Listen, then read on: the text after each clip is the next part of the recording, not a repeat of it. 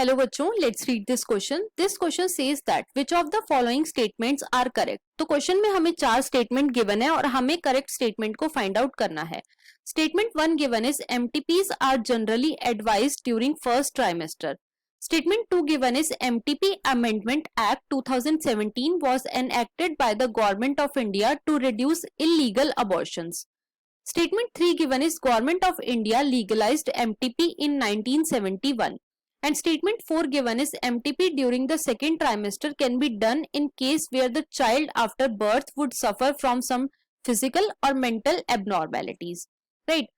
अब अगर इस क्वेश्चन के मैं की कॉन्सेप्ट की बात करूं तो इस क्वेश्चन का जो की कॉन्सेप्ट है वो है MTP, that is medical termination of pregnancy. Let me right it over here. It is medical termination of pregnancy. तो बच्चों, मेडिकल टर्मिनेशन ऑफ प्रेगनेंसी होता क्या है?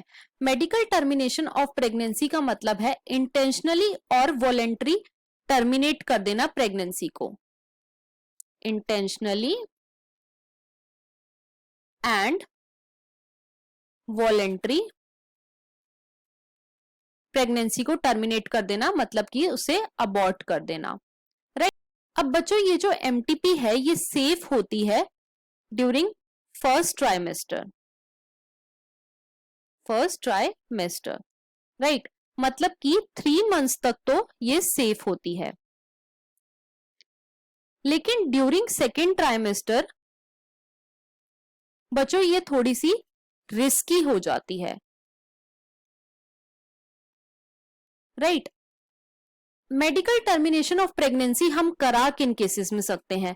तो या तो अगर कोई रेप का केस हो हम उसमें करा सकते हैं, या फिर अनप्रोटेक्टेड सेक्सुअल इंटरकोर्स हो गया हो. It is unprotected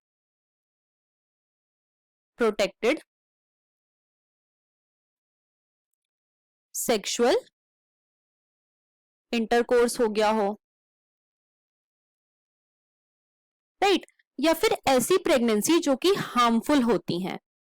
harmful pregnancies मतलब कि वो फेटल है मदर और फीटस दोनों के लिए. राइट? तो इन केसेस में हम एमटीपी को करा सकते हैं. अब गवर्नमेंट ऑफ इंडिया ने 1971 में एमटीपी को लीगलाइज करा था. और जो 2017 एक्ट है एमटीपी का, वो बच्चों इसलिए था ताकि जो इलीगल अबॉर्शंस हैं उनको हम रिड्यूस कर सकें. राइट? अब हम अपने ऑप्शंस को चेक कर लेते हैं. तो स्टेटमेंट ए में हमें गिवन है MTP are generally advised during first trimester, जो कि बिल्कुल सही है. क्यों? क्योंकि फर्स्ट ट्राइमेस्टर में एमटीपी जो है वो सेफ होती है. स्टेटमेंट 2 में हमें गिवन है MTP amendment act 2017 was enacted by the government of India to reduce illegal abortion, जो कि बिल्कुल सही है. स्टेटमेंट 3 में हमें गिवन है कि गवर्नमेंट ऑफ इंडिया ने एमटीपी को 1971 में लीगलाइज करा था, जो कि बिल्कुल सही है.